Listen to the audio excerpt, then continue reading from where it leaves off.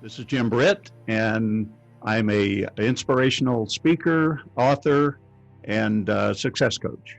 And today we're going to be talking about how to remove the blocks that stop your success in any and every area of your life. Congratulations! You are tuned into Dov Baron's Leadership and Loyalty Show, the #1 podcast for Fortune 500 executives and those who are dedicated to creating a quantum leap in leadership. Your host, Dov Baron. He's an executive mentor to leaders like you, a contributing writer for Entrepreneur Magazine, CEO World, and he's been featured on CNN, Fox, CBS, and many other notable sites. Dov Baron is an international business speaker who was named by Inc. magazine as one of the top 100 leadership speakers to hire. Now, over to Dov Baron. Welcome, dear friends, fans, and fellow aficionados of leadership excellence. I want to thank you for joining us here on this episode of Leadership and Loyalty Tips for Executives. Let me ask you, what do you need to do to up-level your leadership? Well, the bottom line is business and leadership grow from the inside out. We know that old-style leadership of barking orders just won't work anymore. What we need is a more entrepreneurial mentality. But how do we tap into that within ourselves? Well, stay tuned because you're going to discover just that. I'm your host, Dov Baron. I am the Dragonist, and I'm here to assist you tapping into the one thing in your business that changes everything by transforming meaning into action. To find out more, simply go to dovbaron.com. That's DOVBARON.com. This episode is brought to you by Magcast. Imagine having your own industry magazine. What would that do for your authority? Whether you're a coach, whether you're a content provider, content expert, or an emerging brand, it's hard to stand out from the crowd. So what if you had a proven way to increase both your perceived authority and your professional status in the eyes of your market, and you got to do it all at once? This is your way to going from being invisible to getting meetings with anyone you want. To find out more, simply go to magcast.co. That's MAGCAST.co. That's C-O. Where first-time publishers create thriving magazine business. Now remember, you can also chat about this episode or any past episodes inside of our Facebook or LinkedIn groups. Just go look for the Leadership and Loyalty podcast. If you're a new listener, new viewer, I want to thank you for joining us. Strap yourself in. We're about to go full Monty. As always, you can find us on Apple Podcasts, Spotify, iHeartRadio, or wherever you tune into podcasts. And if you're a regular listener, I want to send a big thank you to you for making us the #1 podcast globally for Fortune 500 listeners with a potential reach of 2.5 to 4 million listeners for every single show. We're honored and grateful to be cited by Inc.com as the #1 podcast to make you a better leader. All right, let's strip it down and dive right in. Leaders are beginning to really understand that to be at top of their game is an inside job. But to do that, we need to know how to let go of what's holding us back and potentially even unconsciously sabotaging us. Well, stay tuned because we're going to discover how that is actually possible. Our guest on this episode is the great Jim Britt. 42 years as a professional speaker with over 4,000 audiences worldwide. He's an entrepreneurial, launched 28 business ventures. He's the author of 13 books, named as one of the world's top 20 success coaches and top 50 speakers.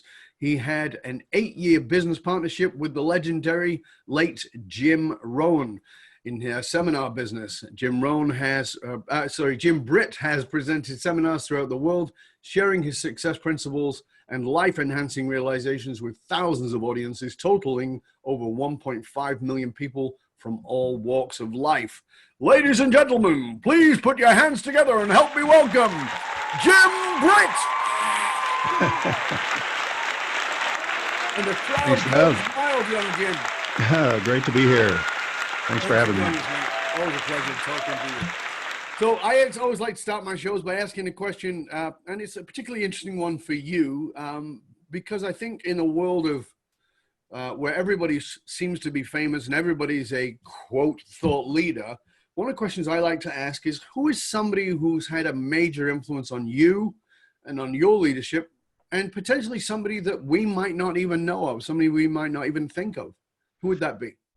I think, well, Jim Rohn for sure. Sure. Spending 8 years with Jim, he's the first person I ever heard speak as far as anything in self-help or personal development. And I remember I took 23 pages of notes and sat in awe for 3.5 hours listening to him. And then I followed him around with the company that he was representing and doing seminars for within about a 5-state region. Wherever he was, I would show up, take the same 23 pages of notes almost every time. But I got to the point where I could recite his 3.5 hour program.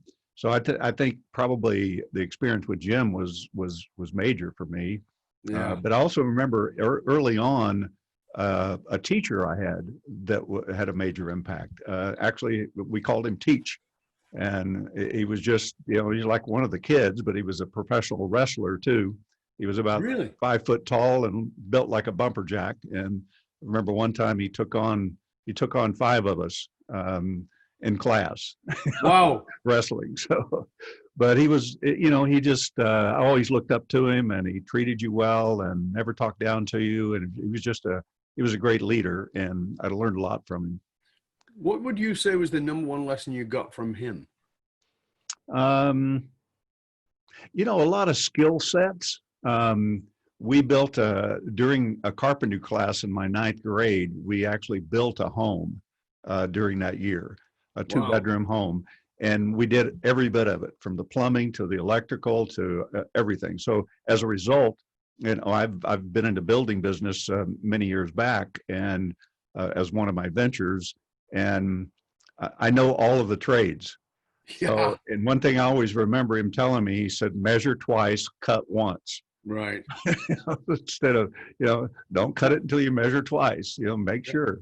So, but, it was just, he's one of those memorable teachers that I, will never forget.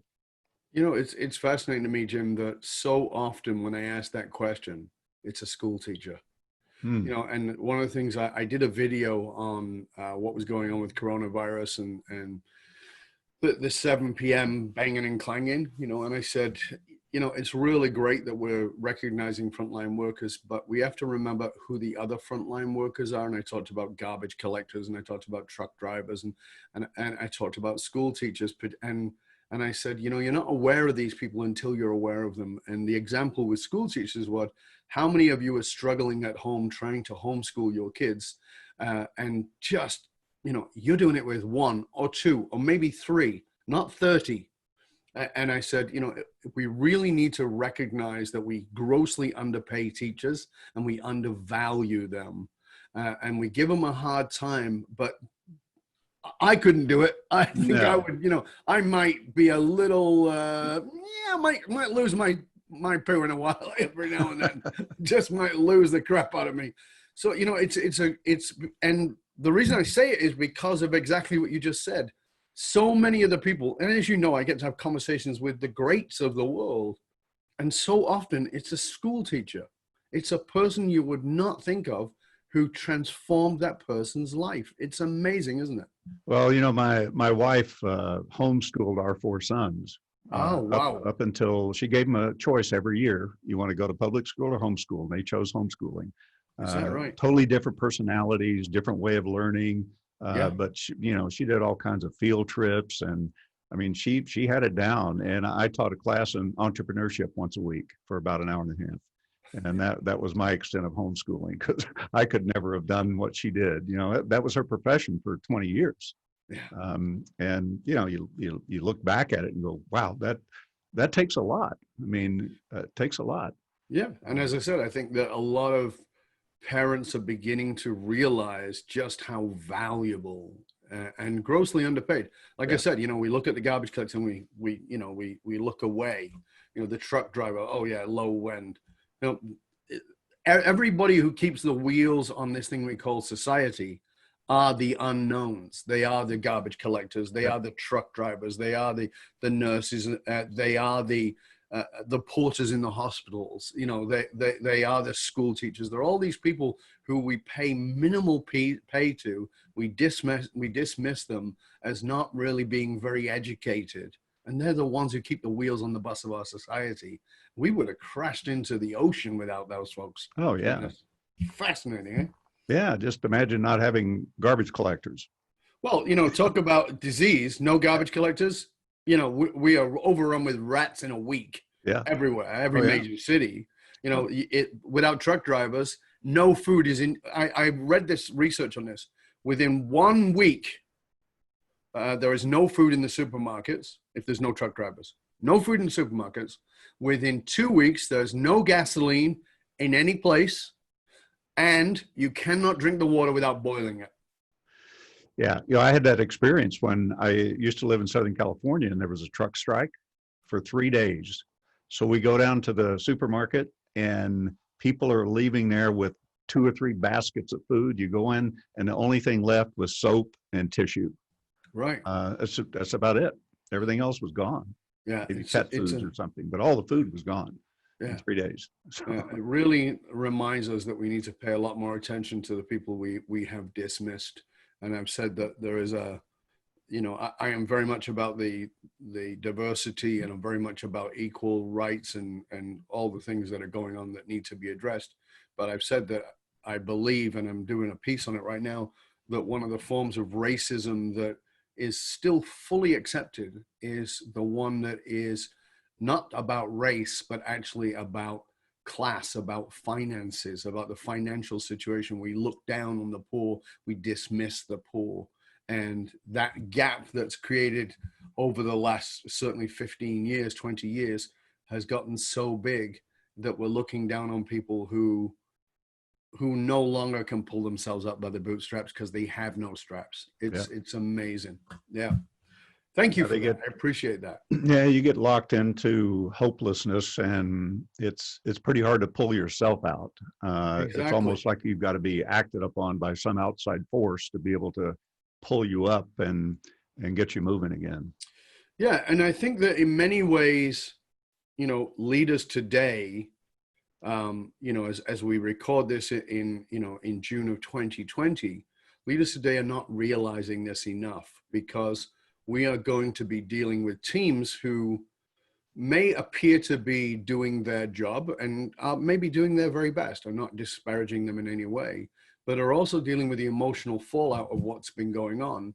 And they may have fallen into, just by virtue of circumstance, a hopelessness that we, as you said, have to be that external force acting upon them to show them the light, to bring forward the hope and the inspiration, and say, listen, I know you're struggling, but here's what I see in you. Here's what I believe in you. Yeah, I totally agree with that. And I know that that's a big focus of your work, because you talk about the 6 traits that all successful entrepreneurs have in common, but those 6 traits are really about the 6 traits of anybody who's going to be successful in anything, right? Exactly. And I think that in many ways, I want to talk about them because in many ways, they may be more applicable now than ever as we are dealing with the things that we're dealing with. Can you walk us through a little of those? We'll sort of do an overview, and then we can break them down a little bit. Yeah, well, the first trait really is decision making, because that's, to me, that's the foundation that you build upon. Without that, goal setting and all of that is just kind of a exercise in mental gymnastics. And you can have all the vision boards and things you want, but if you haven't decided and created that foundation, then you can't build upon anything. So that's number one, decision making, taking action based on that decision. Number 3 is being bold in today's world. I mean, you've got to put yourself in the spotlight. The spotlight's not going to come and find you, and you just got to step out and do things that maybe other people aren't willing to do. So you got to be bold, and then you've got to be willing to. As part of that, really, you've got to be willing to step outside your comfort zone. And there's anything that we want is usually outside our comfort zone, unless we have all we want. But all the things that we're comfortable with are inside one circle, and you make a bigger circle. That's the things that you're striving for. But you've got to step out and be a little bit uncomfortable doing that. And then as you're stepping out of your comfort zone, one of my favorite topics is having the ability to let go, because you're gonna run into obstacles and things that that pull you down or attempt to, not just things in business, but it could be people, it could be, society, it could be a lot of things that you look at that just pulls you down. So you've got to be able to let go and move past that. And your failures, you're going to have failings along the way, things that don't work. I mean, I've had businesses that didn't work. I remember doing an infomercial one time and I spent almost $1 million on it. And, it's real enlightening because within about a day, you know whether it worked or not, and it didn't. So you got to move on. You can't just keep looking at that and going, well, if I'd only done this, and the last thing is to not quit,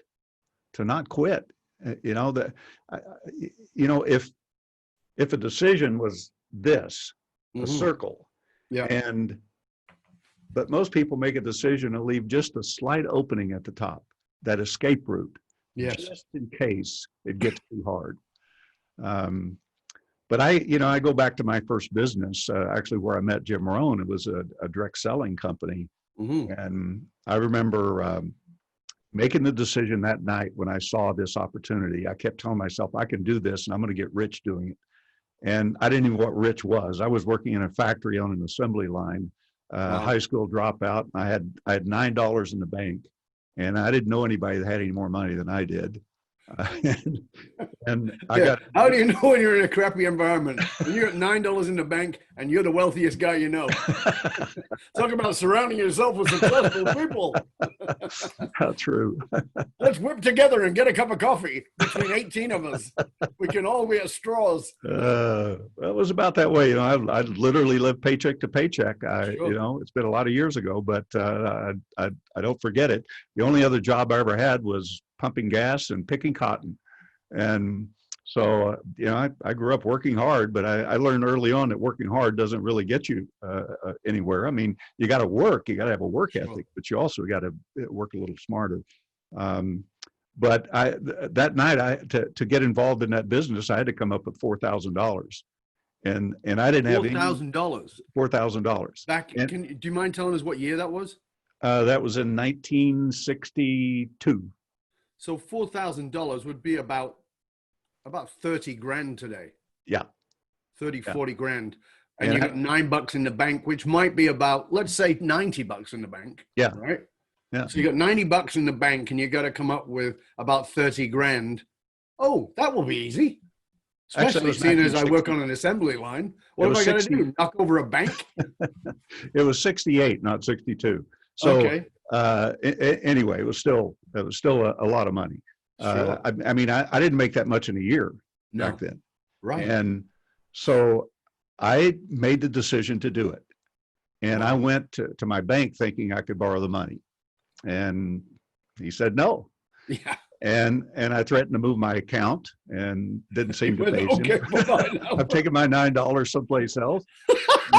Wow, you knew how to put the pressure on. I was trying to do that.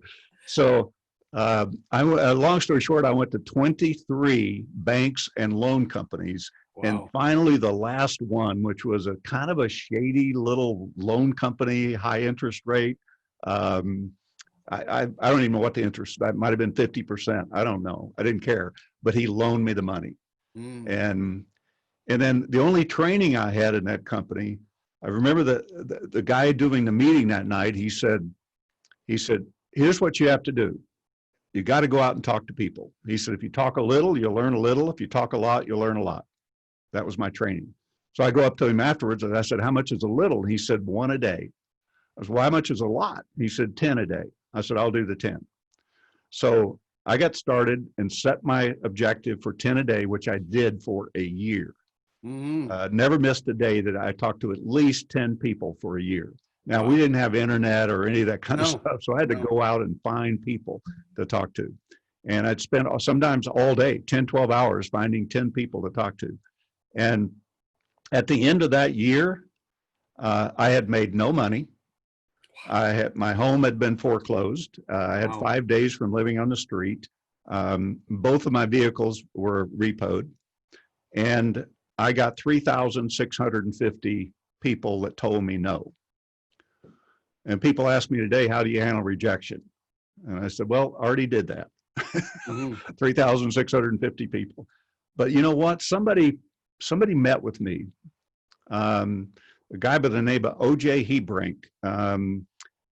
He spent 2 hours with me, sat at my floor. All my furniture had been repoed as well. We sat at my floor for 2 hours, and he taught me what I needed to be doing and what I was doing wrong that I needed to eliminate. So he kind of coached me for 2 hours, and my business took off like a rocket. And I earned myself almost $1 million the next year. So what it taught me was, you know, when you make that decision, don't vary from it. I mean, yeah, maybe there's something that's just flat not going to work and you decide this is not going to work. But I saw people all around me making money, and I knew it worked. I just needed to find the combination to that vault to make it work. That's a great story, because it really, I mean, people talk about tenacity and they talk about, you know, stick-to-itiveness and all the rest of it. But, you know, there is, you know, I always ask people, where's the line? Where's the line for you before you'll bail? Like, what is that? And it's a really great question to ask people, because sometimes, you know, well, if I lost my house, that would be it. Okay. You know, or if I lost my car, that would be it, you know, or whatever it is. And I understand those things. I don't judge them. I understand them. But I think your point there that is so vitally important is it not working, or am I not working? That's it. That was what is clear to me in what you just described. Yeah. It worked because you saw people making money, but you were not working. And then the question becomes, well, am I able to work? Meaning, am I able to learn and grow and do? Or is this just not who I actually am? It's really not a fit for me. And that's fine too. But that's the decision piece. And I like the way you brought that to terms for people, to have people grasp that you got to look and say, well, okay, is anybody else doing it? Is anybody else? Because I have people come to me, and you, I'm sure, and say, you know, will you teach me to speak? I do. I have an academy and I teach people to speak. And somebody says, you know, anybody who shows up and says, I can't speak, I go, yeah, you can. How do you know? You're already doing it. And they go, yeah, but I mean on a stage. And I go, yeah, you can. The only thing I'm ever going to be doing is finding out how badly you want to. That's it. Because if you want to enough, you can do it. You may never be a Jim Britt. You certainly may never be a Dov Baron, but you can be an extraordinary version of you that can make a difference in the world. But that means you will go home and you will cry and you will feel sick and your back will sweat and you'll want to pee your pants and all those things that will happen. And you'll decide, yeah, you know what? As our friend Les Brown says, get knocked down 7, get up 8. You know, that's what it is. And I love that you said that, you know, that you went all the way to the edge. Here's what I'm interested in. How did you end up having a conversation with OJ? Because that would seem like you are right teetering on the edge of the cliff behind you. Oh, I was 5. I had a notice on my door from the sheriff to be out within 5 days. Mm-hmm. I had a wife and a child. I had no vehicle. I had no furniture. I had nothing. And I had 15 cents in my pocket at that time. That was all the money I had. Right. And I get a knock on the door. And it's this fellow coming. He was one of the regional people with the company. So he knocks on the door and he said, I understand you're a really hard worker, but you're not making any money. And I said, well, you've got that right. And he said, tell me a little bit about yourself. And so I did. And then he said, well, tell me what you want to accomplish. And I told him that. And he said, okay, I want you to forget that for now. He says, how do you know if you have a good prospect? I said, well, I guess if they buy from you. Yeah, I'm 22 years old. I didn't know much of anything. And he said, no. He said, how do you know if they're going to buy from you? How do you know if they're even viable that they might buy from you? And I said, well, I don't know.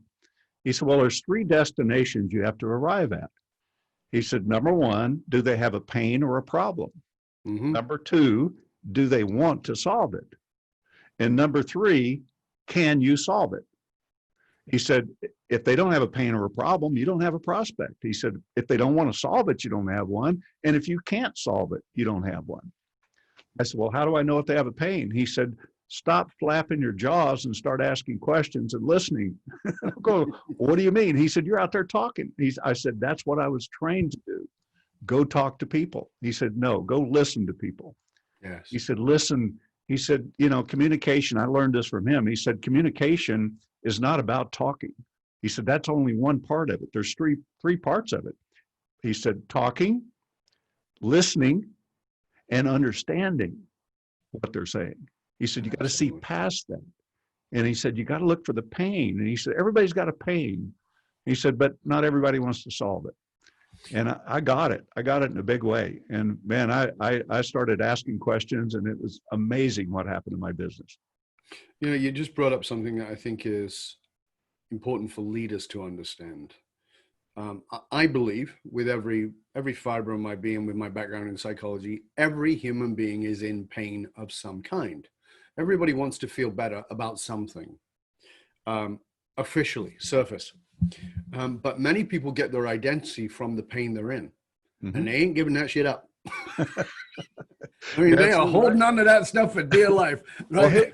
Well, here's, a thing that changed my life again about probably 35 years ago.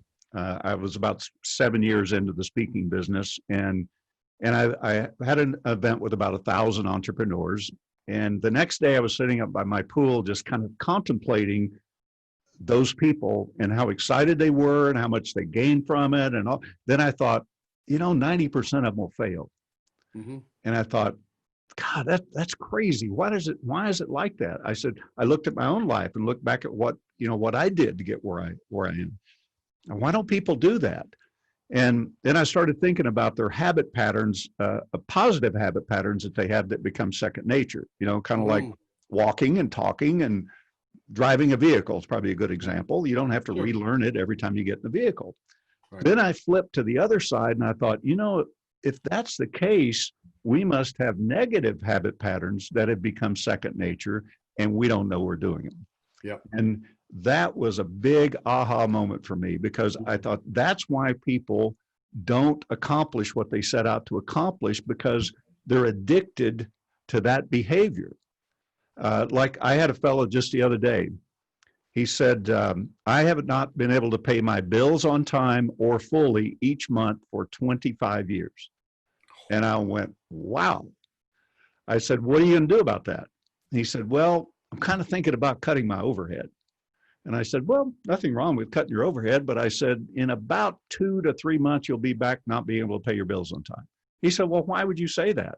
I said, because you're addicted to it. You've been doing it for 25 years. And I said, you will continue doing that for the rest of your life unless you figure it out or have somebody like myself walk you through how to break that addictive cycle. Because every time you try to break out of it and fail, you're strengthening the cycle that you're in, and it feeds itself. And you're absolutely right. That's exactly what happens. People are so they identify with whatever it is they're stuck in, whether it's not being able to pay their bills or being unhealthy or being overweight or having a broken relationship or conflict in relationships or whatever. There's a piece I did a while back, and I talked about the 2-word magic spell. And the two-word magic spell comes it's a biblical understanding. And I said, everything in your life comes from these 2 words that you use automatically without thinking about. The 2 words are, I am. I am. Every time you say those words, you manifest your reality. This is not metaphysical, it's actually psychological. And they go, what do you mean? I said, if you say, I am sick, do you feel better? And they go, well, no, but it doesn't affect me. I said, okay, so here's what I want you to do. I want you to walk around all day today and keep saying, I am sick, and see how you feel by the end of the day. That's all. Nothing else. And they go, well, I wouldn't do that. I go, why not? And they go, well, I just wouldn't. And I go, because it has power. And they go, yeah. And I go, so how often do you walk around and say, I am a failure, I am stupid, I am an ignorant person, and you add some I am? That is a manifestation. That is the spell that controls your entire life. When Moses climbed Mount Sinai and he met the burning bush and he said, who are you? And God said, I am that I am. Now think for a moment, whether you're religious or not, I studied those things. I do understand it, but I'm not coming at it from a religious point of view. It said, I am the I am. Every time you use the words I am, you evoke the divine spirit. You are bringing in. And what if that divine spirit doesn't care in the sense of it doesn't judge you right or wrong for saying that? It just says, okay, if that's what you want, I'm going to give it to you. So I am stupid. Okay, well, here's your stupidity. I am a genius. Okay, here's your genius. I am broke. Okay, I'll take some more money away from you. I am wealthy. Every one of those things. And we get addicted, and we actually create the neurochemical pathways and all the neurochemistry for it, that it fulfills it, and it becomes an identity, and it becomes locked into the brain, and we have to break that cycle. And I fully agree with you. I don't believe it's in 30 odd years of doing this, I don't believe it's possible to do it on your own. Not for me, and it's my expertise. Not for Jim Britt, not for you listening. We all need an objective point of view. We need somebody who has the expertise and the objectivity, who believes in you. 3 things: objectivity, expertise, and a willingness to believe in you. You can have the objectivity, but don't really care about the person. You can have the expertise, but you don't really care, or you don't have the objectivity. You've got to have both. Your mom, she has a lot of, she has a lot of belief in you, but she doesn't have any expertise, and she certainly doesn't have any objectivity. So you better find somebody who has all 3 of those. And that's why I love what you just said there, because it's really important to break this cycle. Well, I love that I am, because the way I look at it, we've got, give or take, 75 trillion cells in our body. Yep. And you are the CEO of that body. Yep. And you're in charge. Mm-hmm. And the cell's job is to take your lead. Yes. So whatever you tell them, they will do. Mm-hmm. So that's what I've always said. It's like, it's impossible for me to get sick. That's just that's my thought process. Right. And as a result, I mentioned to you earlier before we started the show that I've never had the flu. I did as a child, but as an adult, I've just never had it. Right. But I also do things to keep myself healthy. But at the same time, I don't have that in my thought process. Somebody you do those things. You do those things. You said, I do those things to keep me healthy. But you do those things because that's the feedback loop. Yeah. Right. Exactly. The feedback loop is I don't get sick. So your automatic response to that is, well, I need to get out and go for a walk. I need to eat healthier. I need to make sure So am I going to be drinking 8 pints of beer tonight? No, that's not what I do. Am I going to be eating 14 burgers? No, that's not what I do. Am I going to be sitting around watching Netflix for 18 hours? No, that's not what I do.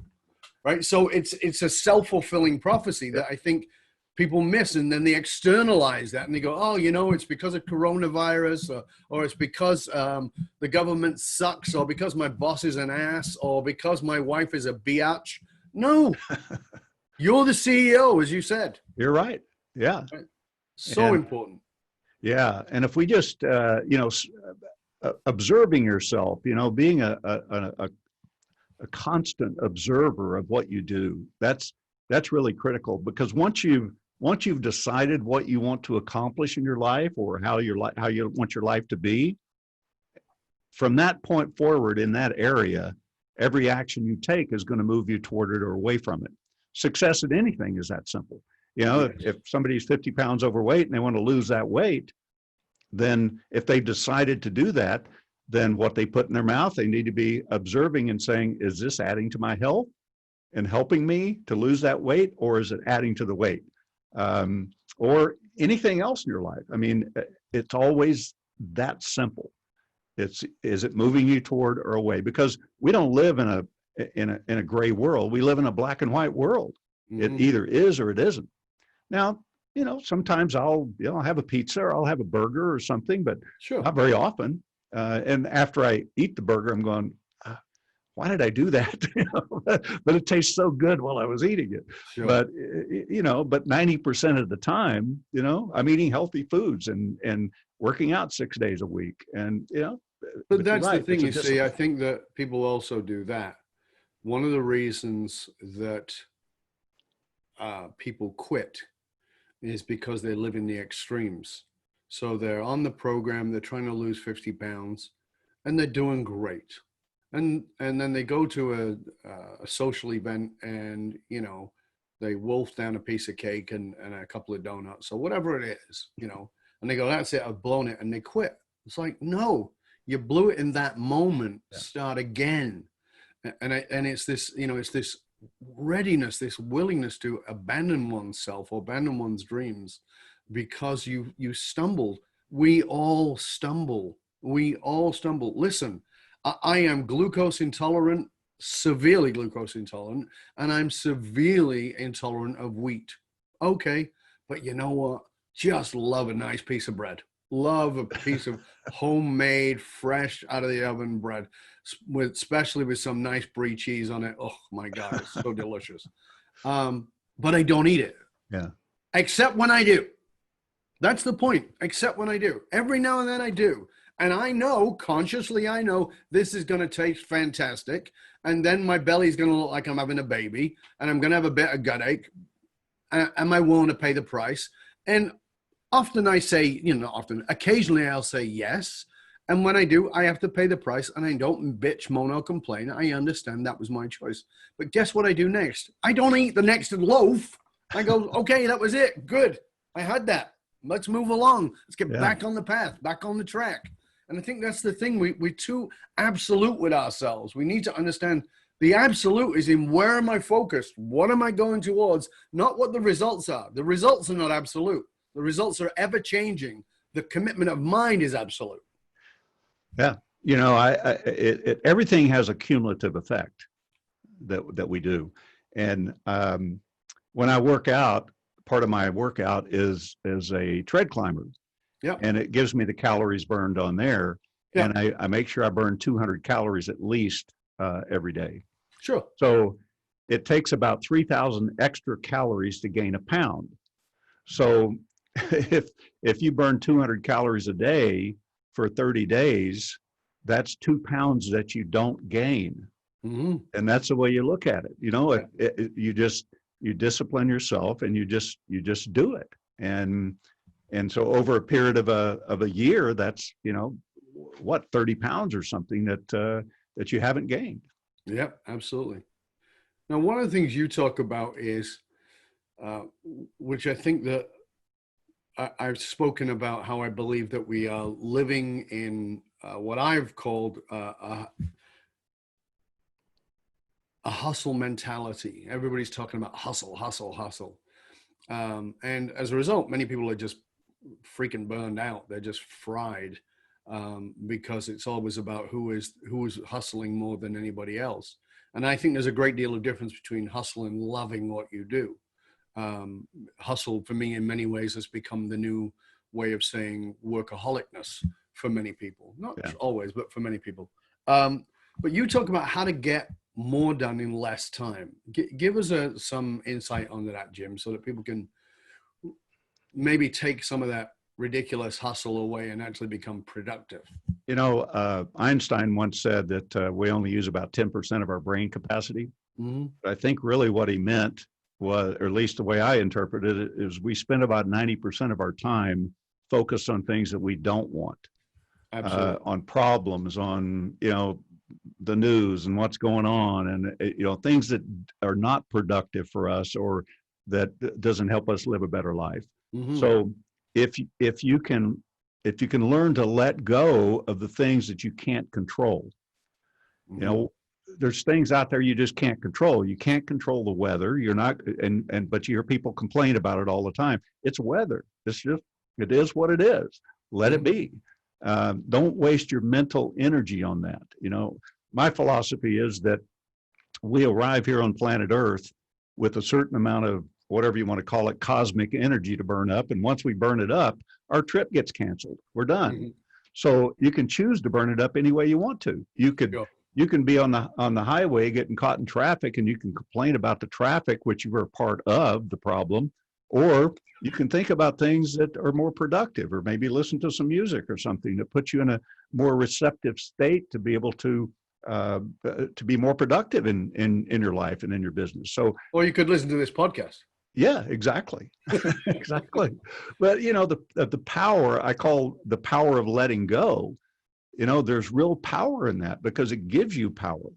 And Hmm. so many times we're trying to control the uncontrollable. It's like worry. There's no sanity in that, about what's going to happen tomorrow. So yeah, I mean, it's easy to say live in the moment, but the reality is that's where the action takes place. Hmm. I mean, we're in the moment here, you and I, and that's where we should be every day in the moment. If we're having dinner with the family, we should be there having dinner with the family, not at the office, uh, overcoming a problem while we're having dinner. Right. If you're working out, you need to be working out. If you're out for a walk, enjoy nature.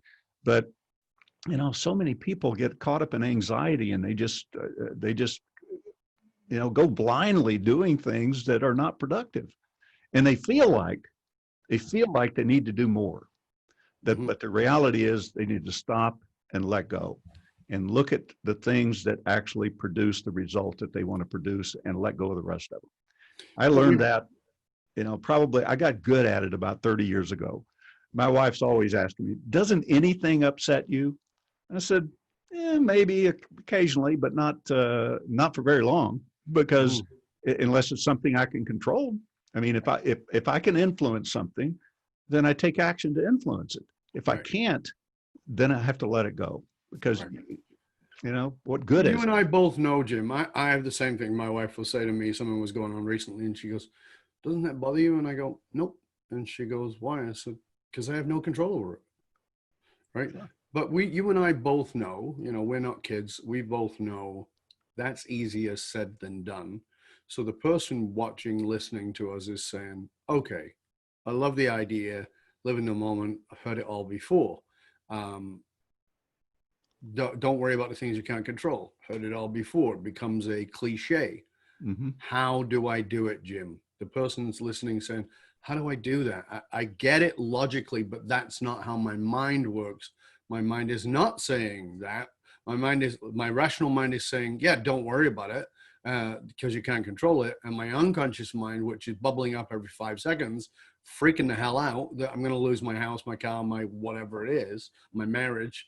And I don't feel like I have any control over it, and which makes it worse. I can't do anything about it. Yeah. Well, it's back to what I said earlier, the self-observation, Mm-hmm. to really you have to retrain your mind. You got to Mm-hmm. retrain your subconscious. We've been programmed over time, and we learn these things, and the more we do them, the more they're present in our lives, basically. Mm-hmm. And we've got to retrain it. We've got to change the way we do things. We got to Mm-hmm. change the way we look at things. I mean, simply, if you feel upset, if you feel anything less than positive about whatever you're doing, take a look at it and say, is this something that's out of my control? Mm-hmm. Then, if it is, then move on. But if it's not, if it's something within your control, take action to solve it. And it's a relearning process. It's like Yes. happiness. People say, how do you become happy? I said, you're already happy. You just got to let go of the things that cause your unhappiness. Mm-hmm. Is because we're natural. That's our natural state, is being Mm-hmm. happy, productive, creative. I did a little demonstration one day. As I had a crystal glass, and I poured it full of sparkling water.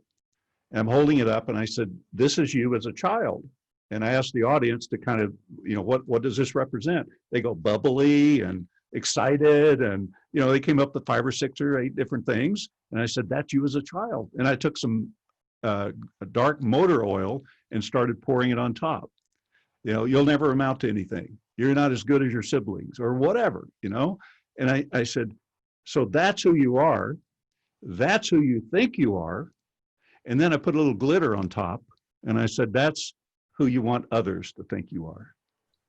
Nice. And then we did an exercise of who are you and who do you pretend to be? And after about getting that question asked to you about 5 or 6 times, you kind of lose just the logical way to answer it, and you start to Mm-hmm. look inside of who you're pretending to be. Yeah. And that wasted a lot of your time and energy. I mean, And I think that that's probably more prevalent today than it's ever been. Yep. In a social media world, we're all very focused on the image of how we are represented in the world, and it's got very little to do. There was a Netflix special about YouTubers who had made millions, right? And a lot of these people were kids. I mean, at the time they were 16, 18, 20, 25 years old, living these glorious lives, and taking pictures of them in their haircut. Like, who cares personally? But and they looked so joyous and they looked so fun, and it was all that image. And how many of them were now broke or suicided or were suicidal? And I thought, this is really a very sad state of affairs, because it is so based on this projected image rather than the depth of being. And I think that, and I would want to hear from you, but I think that success without a depth of being inevitably becomes very empty. I know that my clients are often certainly very wealthy, very successful individuals. And in honesty, many of them come to me because they go, it's not worth it, Dov. I don't, I can make another 5 million, but it's not going to make me feel any better. I need your help. And it's that depth. Yeah. I feel so fortunate growing up when I did. Looking back on it, I mean, we were poor. Sure. I mean, the whole family was out picking cotton at 5 years old. When I was 5, actually when I was 4, I rode in the back of my mom's cotton sack. So the whole family would pick cotton. That's how we made money. It's how we bought school clothes. And I just feel fortunate. At that time, things were a little more simple, and you had really a lot of direct communication with people. And today it's unfortunate, because you think you're having communication, but you're really not in a lot of ways. It's just it's that glitter a lot of times on top, exactly. of how you want others to perceive you, instead of being who you really are. So yeah, it's an unfortunate time, and I don't know the solution to it. I really don't. Well, talking of that, when you think about that, there is the externalized success. There is the things that I read off in your bio, that people applaud you on, 13 books, whatever it is, right? We've all got it. And it's part of what we have to do as speakers. I understand that. But what are some of the things that you are personally most proud of? My 6 sons. 6? Are all 6 sons. I have 2 from a first marriage and then 4 from a current marriage. And wow. They're all very successful, productive, very kind, loving boys. And boys, they're no longer boys, they're adults. But your boys, though. Yeah, my youngest is 26 years old. Right. And 4 entrepreneurs, 2 are corporate executives and do really, really well. And I'm proud of them, for sure. And my wife for homeschooling our 4 boys. I'm really proud of that and the work that she's done and continues to do. She's out helping seniors and working with them and stretch classes and chair Zumba and all kinds of things. So I'm proud of a lot of things. I mean, when I write another book, I don't know. It's just I've written 2 books in the last 3 months, because I had some downtime. Yeah. But at the same time, when I finish a book, I don't think that much about it. I get it published and just move on. It's not like I want to wave it out there and, hey, I wrote another book, But I think I'm trying to get everything in my head on paper, so I leave a legacy for hopefully to help other people. Yeah, I definitely understand that. I'll have people say to me, aren't you really proud of this book? And the answer is, I'm proud of the work and the commitment I did. I'm proud of the impact that it can have. I'm proud that I got that stuff out of my head and onto paper in some reasonably eloquent way. But I'm really onto what's next. Yeah. Yeah. And, I get asked all the time too, how far out do you set your goals? And I said, well, I don't actually set goals, and I don't think about what I'm going to do 5 years from now. I have no idea what I'll be doing 5 years from now. I don't have any idea what I'll be doing tomorrow. But when I get up, I'll know what I'm going to be doing. I mean, yeah, I have some plans. I have, Sure. I have appointments. I had this interview. I had, different things that I do. But I'm not like, okay, in 5 years I'm going to be here doing this. I've never done that. And I tried it when at an early age, and nothing worked for me. I had the pictures on the ceiling and on the walls and on my mirrors and all of that stuff, and it never worked. I just take it a day at a time, and my life is about contributing to other people's lives and hopefully to influence people to make changes in a positive direction. And every time I write a book, I make sure every single page has something of value. There's no fluff. And when I want them to read that page and underline or dog ear it or whatever they do, and take notes, and then go to the next page and find something else. And I think that's, as a speaker, you and I both know, I mean, our job is not to teach. Our job is to influence. We've got to influence change. That's what we're up there for. So, yeah. I believe entirely that I am an educator, but I also qualify what that means. In the Western world, we think of education as I'm going to fill you up with information. But I like where the word comes from is a Latin word, educat, which means to draw out. I am influencing you in drawing out of you what is already there. Yeah. And to bring out what is your own magnificence, your own genius. That's my only job. And to remind you that it's there, to remind you, you are the sparkling water. You're not the oil or the glitter, but you are the sparkling water. So yeah, that's fabulous. Yeah. Thank you. Well, that's a mark of a good leader too, is, inspiring others to greater levels of accomplishment in their lives through your own exemplary behavior. Absolutely. As we move towards the end of the show, you have a vast history in the business, so I gotta ask, tell us one of your funny experiences as a speaker. So not a funny story you tell from stage, but as in, here's something I don't usually say about what happened in the speaking world. Well, I've had a few, but I'll bet you have. When I first started speaking, my greatest fear, by the way, was speaking. I was terrified. Mm-hmm. I remember getting up and introducing Jim Rohn one time in front of 1,000 people, and I kind of went blind. I couldn't see the audience. Right.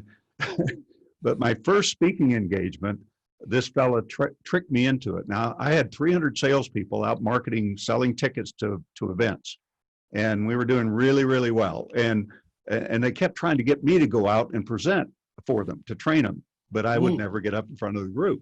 Right. So one day a guy came in and he said, "What are you doing on August 21st?" I look at my calendar and said, "Well, I'm wide open." Why? He said, "Good. I want you to speak at this event." So he hooked me into it. And I went to this event thinking that, maybe I'd have a podium or something to get behind, and I have my notes. I'm only going to speak for 20 minutes. So or a lifetime, depending. That's how it feels the first time. Yeah. It's not a meeting room. It's an office. There's no place for me to put my notes. And I probably have enough notes that I could speak for 3 days in my arm. And again, I got up and spoke for 20 minutes. I have no clue what I said. It just kind of came out, and they clapped at the end, and my mind is going, yeah, they're probably glad I'm finished. That's why they clapped. But one of the most interesting one, several, but I mean, I was all dressed in a 3-piece suit, red tie, blue suit, white shirt. And I was supposed to speak at the garage, the mechanics, Garage Mechanics Association or something like that. And somebody booked me into it, and I go, it's actually in a garage. And these guys are sitting around on buckets, 5-gallon buckets, listening to me. And here I am. They're all in an audience. I got my tie, my suit on. I'm looking good. And you learn from it, And another one, I went to, I was supposed to speak with the Unwed Mothers Association. Well, I figured it was single moms. Yeah, it's single moms, but they're like 15 years old. Oh my And I goodness. get there, I'm going, and it's in a gymnasium that would hold 1,000 people, and they're Wow. scattered all over the gymnasium. And I'm going, what am I gonna do? I'm standing up on this big stage about 15 feet high, and I'm going, how am I going to handle this? So I climbed down off the stage and I said, everybody grab a chair over there and let's pull it into a circle. And I didn't know what I was going to do. I just started asking questions. I mean, what do you do with 15-year-olds if you've never done it before? So, you get put in situations, but, you learn from all of it. You really Yeah. do. But I think that that's the key. I think that that's one of the great keys to success is to say yes and be willing to learn. Yep, absolutely.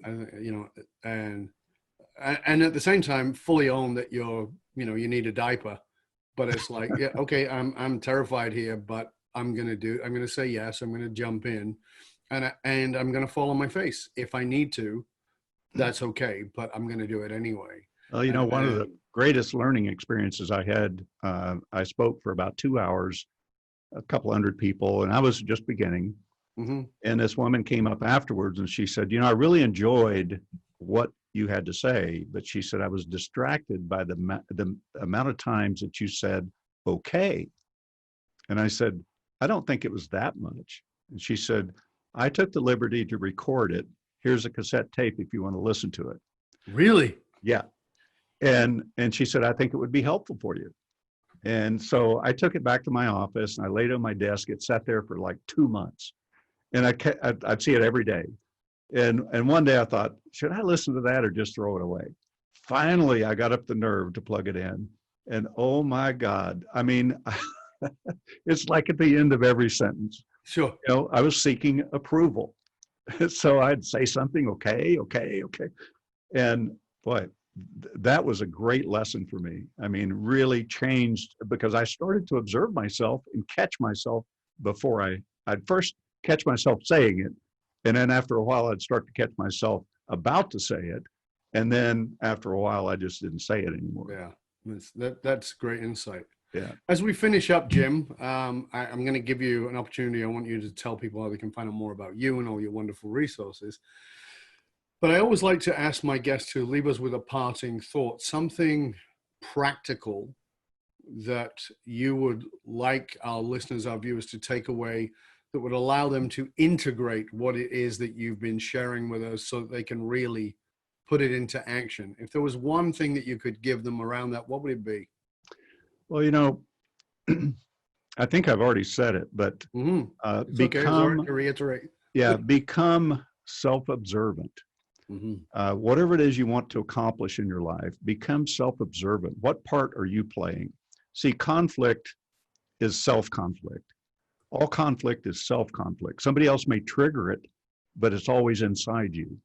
And you can buy into that or you can move past it. And the question is always, is this taking me in the direction I want to go or not? And when you feel conflict, to me, it's like coming to a red light and stopping, or an alarm clock going on and stopping.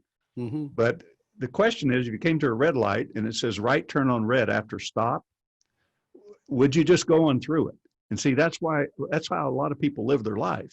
They feel it, but they go on through it. Mm-hmm. And they're just taking it with them. Right. Well, eventually you're going to crash and burn. If you go through that light often enough without stopping, somebody's going to hit you. Yeah. So the key is to stop when you're feeling anything that's less than loving toward yourself and other people, and observe yourself and ask yourself, is this taking me in the direction I want to go? It's that simple.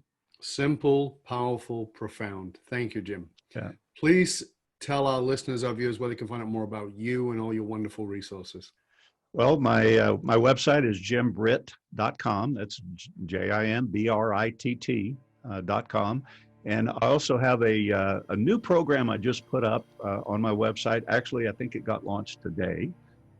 Is jimbrittcoaching.com. And I have a whole new program on how to reprogram your subconscious over a 4-month period regarding money. Beautiful. Big in everybody's mind today. Yeah, absolutely. So check it out. You'll love it. Fabulous. So jimbritt.com, and that is then Inside of that, you'll find the coaching program. Go check it out. That's the brand new and just released. Thank you. Go to jimbritcoaching.com and that'll take you right to that. JimBrittCoaching.com as well. Yeah, fabulous. And of course, Jim has a ton of books that you can find, and we'll make sure that we have the links for all those things in the show notes. I really want to thank our guest today. Thank you, Jim Britt. It's been an honor and a pleasure, sir. I hope you'll stay with us to the end. And for you, dear listener, remember you can hang out with other conscious leaders and chat about this episode or any past episodes by simply going into our Facebook or LinkedIn groups. Just look for the Leadership and Loyalty podcast. You know, it doesn't matter how successful you are. If your employees and your customers don't understand what gives your company meaning, you're only working at a fraction of your capability. To find out more about how you can hire me, Dov Baron, as a speaker or a leadership strategist for yourself or your organization, simply go to dovbaron.com. That's DOVBARON.com. Because unified meaning, or as we call it, finding your dragon fire, is the one single monolithic difference between mediocrity and greatness in all individuals and in companies. I want to thank you for sharing the show with everybody you know. Till next time, stay curious, my friend. Stay curious about whether whatever it is you're doing is taking you in the direction you want to go, or whether it's actually sabotaging you from getting there. I'm Dov Baron. I'm here to assist you tapping into your dragonfire to reach that next level of clarity, focus, purpose, and profit in your business, your life, and your leadership impact. And I am out.